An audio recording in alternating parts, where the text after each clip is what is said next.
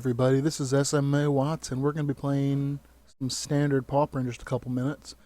And I decided to go to one of my favorite archetypes, Mono Black Control. I always do love the tap-out style control decks. They're probably one of my top 3 favorite styles of deck. Now, standard Pauper is the most budget of formats. I don't think any card in this deck is above. I think Grey Merchant's the most expensive card at like 9 cents. I think technically my lands are actually the most expensive because they're like 15 cents. So total cost of the deck is something like $1.50, I think. So what do we have? Well, we're playing, at its heart, this is a mono black devotion control deck. So we've got Gary and we've got Disciple. The only 2 common devotion cards.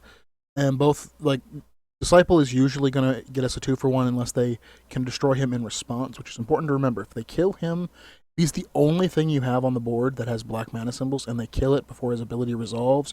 Your devotion is 0, and you don't get to make them discard a card. Originally, I didn't have the Perilous Shadows in the deck, but a 4 toughness is really important in this format. And his ability to just swing for gigantic gobs of damage in the late game. I mean, he can easily become a 6/10. And just start taking over the board. Corpse Hauler. The advantage of Corpse Hauler, it's one of those things you have to realize that it does it.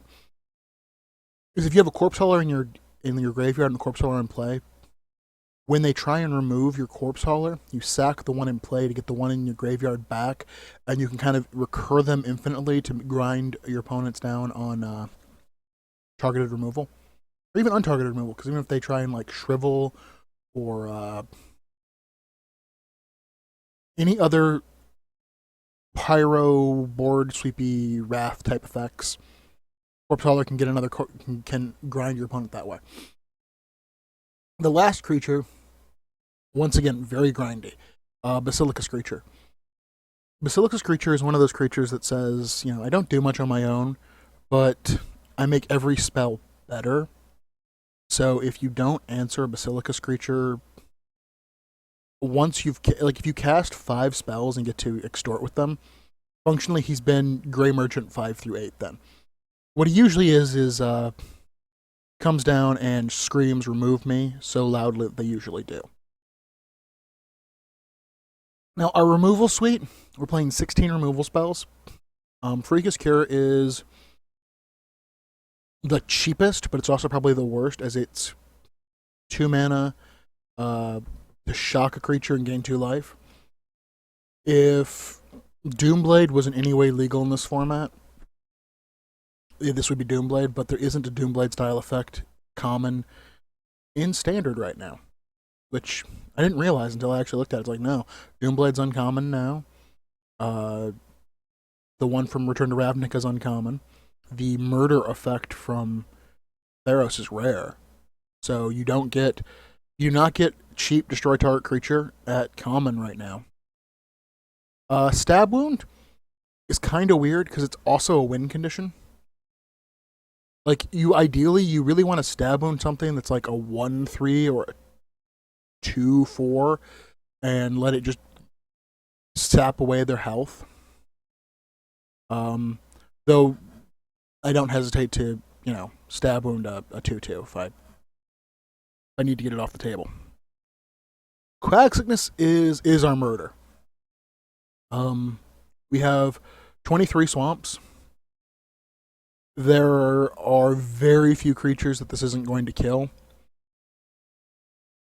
And generally speaking, there's very few creatures that have power and toughness higher than their converted mana cost. So as long as we're meeting our opponent's land drops and we play as many lands as most of them do, this should just be murder. It's just sorcery speed murder, but it's still kind of just murder. Read the Bones. This is our only card advantage spell. It's really good. Though I think if I had the option, I'd probably play Sign in Blood over it.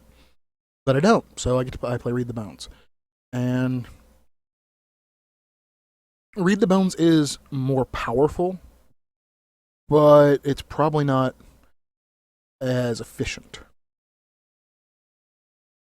Because I don't know if Scry 2 is actually worth a mana, and the fact that it's colorless doesn't really help us, so meh. And here is our instant speed terror effect that happens to, as an added bonus, mill our opponent. I mean, I'm sure in a really long grindy game, potentially, decking your opponent could become an option. But if decking my opponent's an option, I'm really sad. I'm sorry, no, if decking my opponent is my out, I'm just kind of sad, because that means the game is probably going to go forever. Alright, our sideboard. This should be, like, here. Things so neatly organized, but I made a last minute change. I switched to Syndic Enforcer for the Corpse Hall in the main deck. Baleful Eidolons. Against an aggressive deck, Baleful Eidolon can be really good because you can. In the early game, you play him as a 1/1, and you're sort of. He is one of our answers for like a hexproof style effect because he can still trade with anything no matter how big it gets, as long as they don't first strike him. Like, Ethereal Armor is really the thing that beats Baleful Eidolon, but Baleful Eidolon at least enables us to answer giant fat creatures. And later in the game, we can put a Baleful Eidolon on another creature, trade that creature for their creature, even if it's bigger, because our creatures are kind of small, and then still have the Sedge Scorpion there. Corpse Hauler for number 4.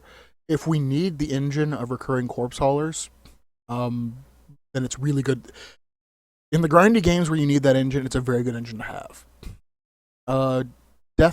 Devour Flesh is, if we're playing against opponents that have creatures that we can't necessarily target,